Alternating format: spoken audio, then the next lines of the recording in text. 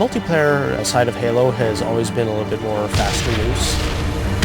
In multiplayer, everything and anything can happen. Oh my god. Mother...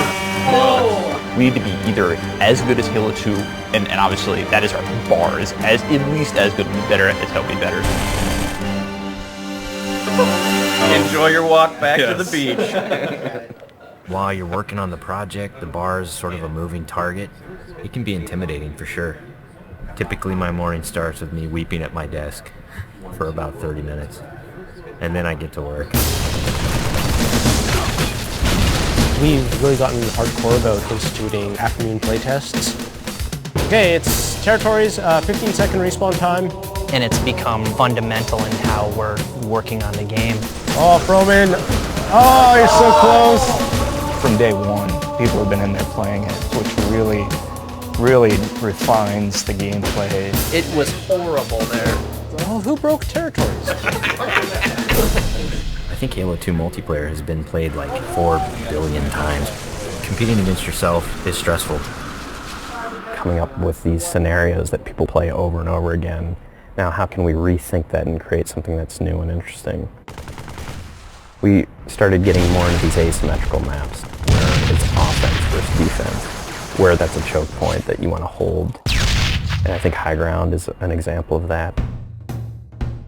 Some of the specific things that we tried out were having a wall that you have to get past. That sort of defined whether you won or lost the game. And then we stuck some towers in, and we put AI gunners on all the towers. So as you're running up the hill, you're just getting tagged by all these AI guys.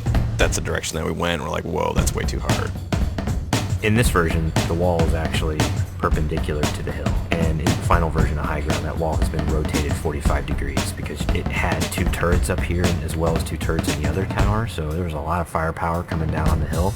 That got all simplified into 1 turret actually right above the gate, which we felt was not as brutal to the attackers.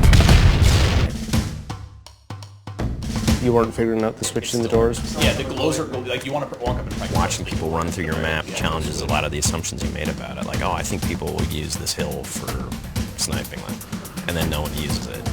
Then you get great comments like, this map sucks, I hate this spot, I hate you. A lot of the time that we spend on these levels are in the details, making sure that the run to a weapon is equal for different areas, getting the distances right for flag captures. Because we make such an effort to place titled objects in a level, like the waterfall, the bridge, the porta potty, people can say the flag is down by the porta potty. That immediately helps with that social aspect. Don't tell them about the porta potty.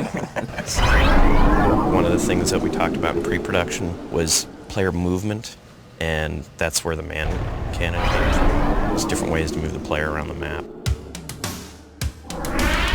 In Halo 1 and Halo 2, we had these teleporters. Although it was a great way to get around quickly, it didn't provide as much inherent danger as the man cannon does. There's almost nothing more rewarding than sniping a guy out of the air as he's man cannoning across the map.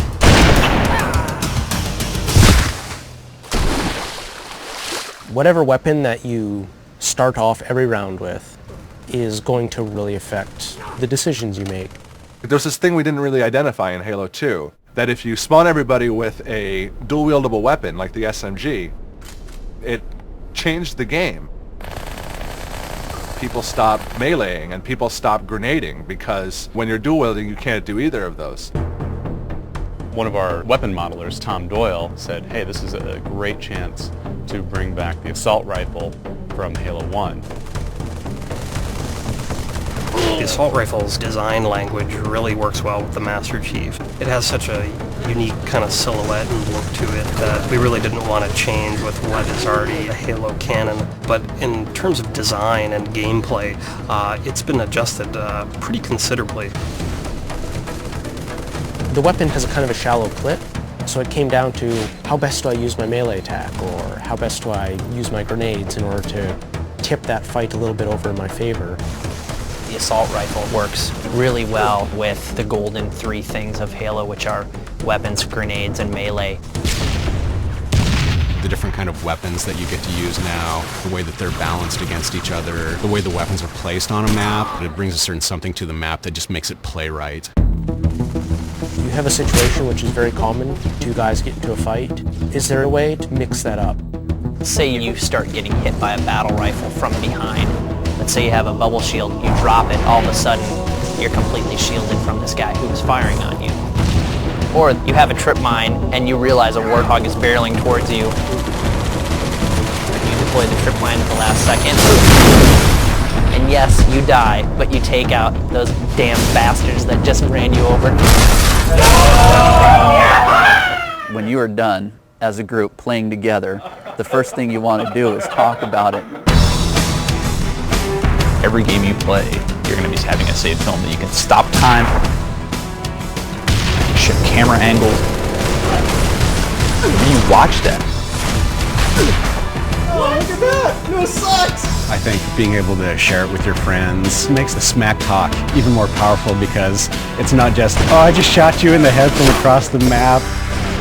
It's, I just shot you in the head and let's watch it in slow-mo. It's really going to help people improve their play if they can see it from the enemy's perspectives. You'll be able to watch where they go, what weapons they pick up, in what order. We've done a lot of paper, we have all the specs, but there's a significant part of that that's not yet finished. The big challenge ahead of us now is to make sure that we get everything that we can in the game. We're going to be what we're going to be, and we think it's really good, but everybody's expecting it to be really good, so we got to beat those expectations somehow. That's what's tough, yeah. That's what makes me cry at my desk.